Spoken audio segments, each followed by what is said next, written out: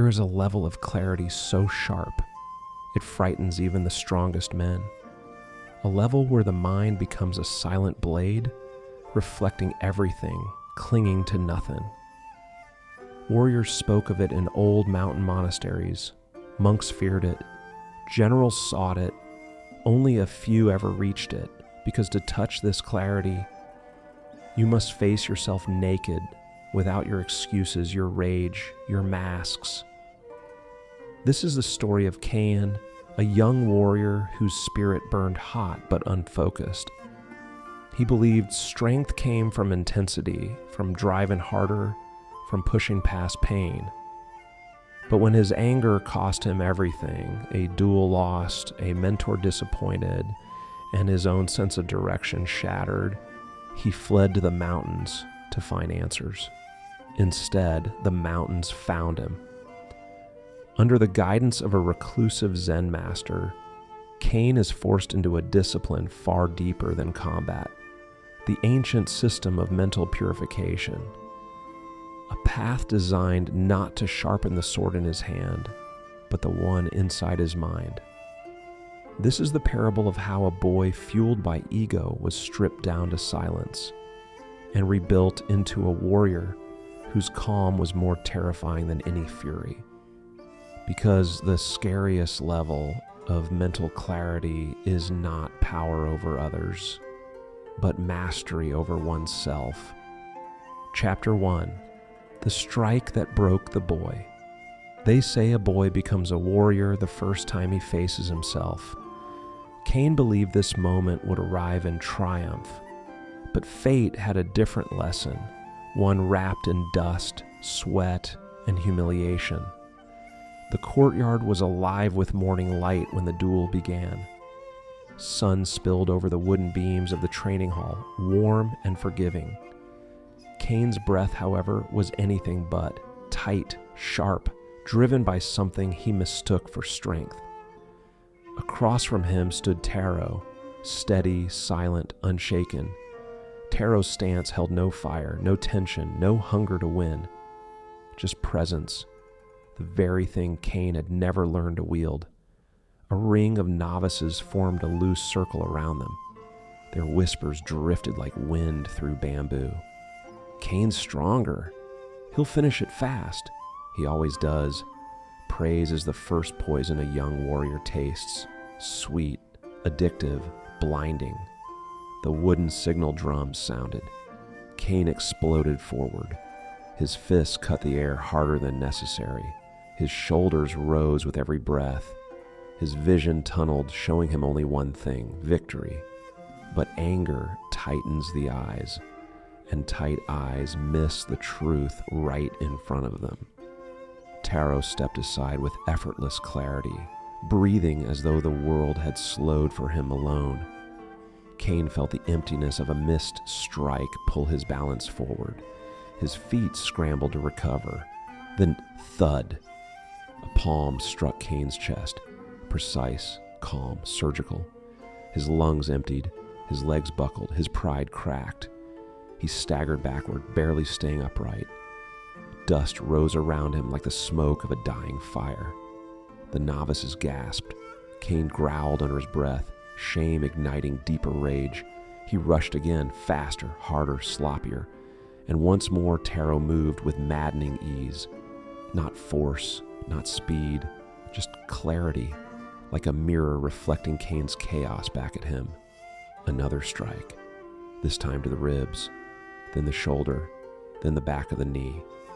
None were brutal, but each was a sentence spoken in a language Kaen had never learned. A language of precision, of awareness, of mind before muscle. His body finally failed, collapsing to one knee.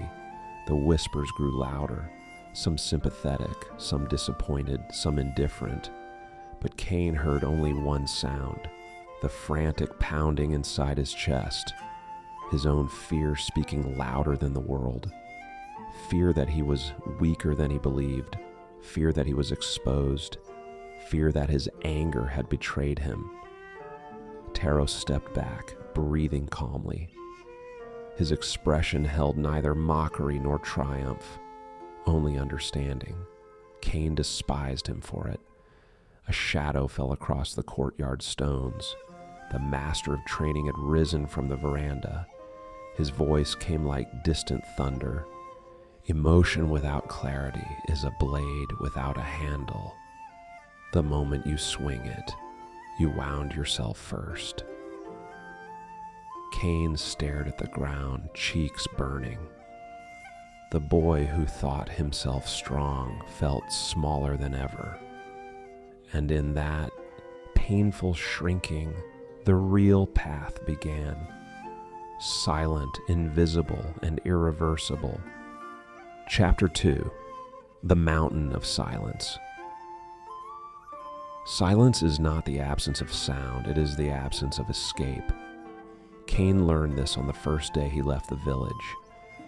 He walked without looking back, past the bamboo groves, past the training hall, past the place where his pride had shattered only hours before. The sun was sinking, painting the rooftops with muted orange. Yet Kaen felt no warmth. Shame has its own weather, and it chills even the brightest day. Every step down the dirt path echoed more loudly than the last. You lost. You were exposed. You are not who you pretend to be. Kaen clenched his jaw, trying to silence the whispers inside. But the more he resisted, the sharper they became. Anger is a fire. When denied air, it doesn't die. It turns inward, burning the mind instead of the world. By the time he reached the forest edge, night had fallen. The trees towered above him, tall and unmoving, their dark silhouettes like ancient guardians. A thin fog drifted between them, soft as breath. Kaen hesitated. The village behind him was noisy with life. The forest ahead was swallowed in silence. He stepped forward. The path climbed immediately, uneven stone, roots twisting like veins through the earth. Crickets chirped somewhere unseen, leaves rustled faintly. But beneath those natural sounds lay something deeper, a vast quiet that had weight, a quiet that listened, a quiet that waited for him to breathe wrong. Kaen's steps softened as he moved deeper into the woods. He kept glancing back, but each time found nothing but darkness. The world he knew had vanished. Up here, nothing applauded, nothing judged, nothing cared who he had been. His breath grew louder in his ears. His heartbeat thumped like a drum inside his ribs. Kaen scoffed quietly at himself. Afraid of trees? His voice died instantly, devoured by the mountain silence. He felt foolish, small, human. Hours passed. The moon rose high, casting cold silver light through the canopy. Kaen's legs ached, his throat felt dry. Yet something compelled him upward, a fragment of a rumor he'd heard since childhood. On Mount Erie, there lives a hermit who can see through a man's spirit. His presence alone can break the chains of the mind. A Zen master, a ghost of a teacher, a myth older than the village. Kaen needed answers, and answers lived on mountains, not in comfort. Around midnight, he reached a clearing where the forest thinned. A valley stretched below, a sea of mist glowing faintly under moonlight. The sight softened something inside him. For a moment, he forgot his failure, forgot his anger, forgot himself. There was only breath, cold, slow, real. Then, the silence returned sharper than before, pushing him forward. The trail narrowed into a steep ascent. Stones shifted under his feet. Sweat chilled on his back. But the mountain did not care. Mountains teach through indifference. Kaen pressed on. Finally, in the distance, a faint outline. A small wooden structure perched against a cliffside. Roof curved like folded wings. Lightless, motionless, eternal. The hermitage. Kaen's heartbeat quickened, not from fear but recognition. This was the moment the world stopped speaking, so he could finally hear himself. Chapter 3: The Hermit Who Sees Through Anger. Kaen approached the hermitage with a warrior's caution. Slow feet, tight breath, eyes scanning every shadow, but the mountain greeted him with indifference. Only the wind moved, only the bamboo whispered, only the cliff below breathed with the slow rhythm of ancient stone. He stood before the wooden porch, unsure. Should he call out, knock, bow? Before he could decide, a voice drifted from the darkness inside the hut, soft, old, and impossibly clear. You climbed this far carrying too much noise. Kaen froze. The sliding door opened without a sound. Out stepped an elder wrapped in simple earth-colored robes, hair silver, tied loosely, eyes half closed, yet somehow seeing everything. Master Ryojin. His presence was unlike any Kaen had felt, not intimidating, not imposing, but vast, like standing in front of a still lake so deep you could drown in it. Kaen straightened instinctively and bowed awkwardly. I came seeking guidance. Ryojin tilted his head slightly, observing not Kaen's words, but the way he breathed through them, the tension in his throat, the stiffness in his shoulders. You seek many things, the hermit said, but guidance is not one of them. Kaen blinked, offended. I want to become stronger. A lie, Ryojin replied gently. Kaen's jaw tightened. It's not. The hermit walked past him, stepping into the clearing. His feet moved silently across the dirt, as if gravity treated him differently. Strength is rarely the truth men chase, he said. Strength is the mask. Fear is what sits underneath. Kaen felt heat rising in his chest. I'm not afraid. Ryojin turned back to him. His eyes were open now, fully. Kaen felt as though the mountain itself was staring through him. Your anger betrays you, the master said. It trembles from the same place fear trembles. It rises from the same wound. It speaks the words the boy inside you cannot. Kaen tried to hold Ryojin's gaze, tried, and failed. He looked away. What do you know of my anger? Kaen muttered. Ryojin stepped closer, not aggressively, but with a calmness that made Kaen's pulse stumble. I know that no warrior grows angry when he feels powerful, the hermit said. Anger comes only when the spirit feels cornered, when it senses a truth it cannot confront. Kaen swallowed hard. A memory flashed, him standing on the courtyard tiles, breath tight, vision blurred, pride collapsing. I lost my footing, Kaen said defensively. You lost your clarity, Ryojin corrected. That is all anger is, a collapse of clarity. The words hit Kaen harder than Taro's strike ever did. The hermit motioned for him to sit on the porch. Kaen obeyed, still unable to understand how this stranger had dismantled him so quickly.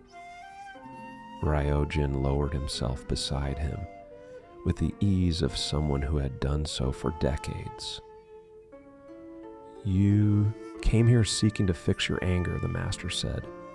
But anger is not broken, it is merely misunderstood. Kaen frowned. What does that mean? It means, Ryojin said softly, that your anger is not the enemy, it is the signal. A signal of what? Ryojin looked out over the valley, the wind tugging gently at his sleeves. That, he said, is what we will discover. Kaen felt a strange shiver, not of fear, but of being seen for the first time. The boy who used anger as armor had found someone who could see beneath it. And there is nothing more terrifying than being understood. Chapter 4. The cup that couldn't hold water before dawn, the mountain breathes differently, colder, quieter, as if the world holds its breath to watch who will rise before the sun. Kaen woke to the rustling of Ryojin's robes. The hermit stood outside, silhouetted by faint blue twilight, holding a small clay cup, chipped, uneven, worn by time. "Come," the master said. Kaen followed him into the clearing. Mist curled along the ground like coiled spirits, soft and slow. Ryojin knelt beside a stone basin of fresh mountain water. Kaen waited for instruction, a lesson, a stance, a technique. Instead, Ryojin dipped the cup into the basin. Water filled it instantly, then immediately seeped through a hairline fracture in the side. Droplets fell onto the stone in soft rhythmic taps. Kaen frowned. "What is that supposed to show me?" Ryojin held up the leaking cup. "This," he said, "is your mind." Kaen clenched his teeth. "My mind is not broken." Ryojin raised an eyebrow. "Are you certain?" Kaen looked away. The hermit continued. "You gather strength, but it leaks through fear. You gather discipline, but it leaks through impatience. You gather clarity, but it leaks through ego." He tilted the cup. Water streamed out faster. "You try to fill yourself with force, Kaen, but force pours out as quickly as it is taken in." Kaen exhaled sharply, frustrated. "So you want me to stop being emotional, to stop feeling altogether?" Ryojin shook his head. "No. Feelings are water, necessary, pure. It is the container that must be repaired." He tapped Kane's chest, light but with precision. "Your breath is unstable. Your attention is split. Your posture collapses when challenged." He tapped the cup. A cracked vessel cannot hold stillness. Kaen felt heat rising in his face. The humiliation of losing the duel still clung to him like dust. "I can meditate," he said defensively. "Show me," Ryojin replied. Kaen sat cross-legged on the ground, straightening his spine. He inhaled sharply, puffing his chest, closed his eyes, forced stillness. The mountain waited 5 seconds, 10. Kane's back twitched, his knee bounced, his breath tightened. Ryojin said nothing. He only watched. Kane's eyes shot open, breath hot with irritation. "This is pointless." Ryojin tilted his head. "You are trying to silence your mind by fighting it. That is why you fail." Kaen glared. "So what am I supposed to do?" Ryojin set the cracked cup gently on a flat stone, sunlight just beginning to touch its rim. "You must learn the first discipline of the ancient system," he said, "to still the water inside you without gripping it, without suffocating it, without fear." Kane's frustration simmered. He had come to learn how to strike with clarity, not sit like a tree waiting for enlightenment. But Ryojin's next words pierced deeper than any sword. "Until the mind holds shape, the body cannot." The mountain wind shifted. Something inside Kaen softened. Not surrender, but readiness to understand. His journey toward true mastery had begun with a duel, but the next door would open only through stillness, and stillness was the one thing he had never learned to face. In Chapter 5, Training Without Fighting, Kaen woke expecting combat drills, forms, footwork, sword work that would sharpen his spirit like whetstone on steel. Instead, Ryojin handed him a wooden bucket. "Fill it," the master said, "and carry it up the mountain." Kaen stared. "Oh, that's it? That is everything." The mountain morning was cold. Mist coiled around Kane's ankles as he descended toward the stream. He dipped the bucket, watching water swirl inside. Alive, unruly, difficult to contain. Halfway back up the slope, the water sloshed violently. Kaen clenched his jaw, trying to keep balance, but the steeper the path became, the shakier his breath became, and the shakier his breath, the more the water spilled out in shimmering arcs. By the time he reached the hermitage, half the bucket was empty. Ryojin didn't scold him, didn't sigh, didn't shake his head. He simply said, "Again." Kaen's shoulders tensed. "Why? This won't make me stronger." Ryojin pointed to the bucket. "It already has." Kaen rolled his eyes and marched off, filling it once more. Again the climb, again the spill, again the frustration rising like heat beneath his skin. When he returned the second time, with even less water than before, Ryojin was sweeping the porch with a long bamboo broom. "Your mind spills more than the bucket," the master said without looking at him. Kaen felt anger flash behind his ribs. "Then teach me something real." Ryojin stopped sweeping. Sunlight filtered through the bamboo grove, casting stripes of golden shadow along the porch floor. He pointed at Kaen's hands, trembling slightly from the climb. "That trembling is real." He pointed at Kaen's chest, rising and falling unevenly. "That breath is real." Finally, he pointed to the bucket, almost empty, and that failure is the most real of all. Kaen's pulse hammered. "So you mean to humiliate me?" "No," Ryojin said calmly. "I mean to train you." Kaen opened his mouth to argue, but the master's stillness froze his words. Ryojin motioned toward the woodpile. "Chop." Kaen blinked. "What? With what?" Ryojin handed him a dull axe. Kaen stared at it. This wasn't a warrior's tool. This wasn't a weapon of precision or glory. "This is a villager's chore." Ryojin nodded. "Exactly." Kaen wanted to argue, but something about Ryojin's calm made resistance feel childish. So he lifted the axe and swung, too hard, too fast, too emotional. The log split, but his stance collapsed. His breath hitched, his shoulders clenched like fists. "Again," Ryojin said. Kaen raised the axe, swung again and again, each strike messier than the last. Dust rose, sweat dripped, frustration choked him. "How does this help anything?" Kaen demanded. Ryojin's voice remained steady. "Because a warrior moves like he chops wood. Because the body reveals the mind.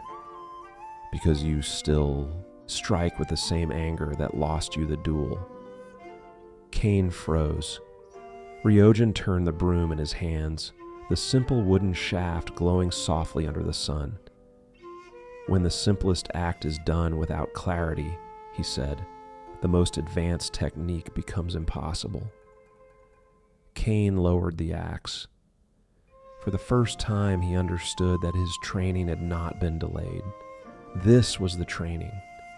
And the mountain, the silence, the slope, the bucket, the axe was shaping him without ever raising a blade.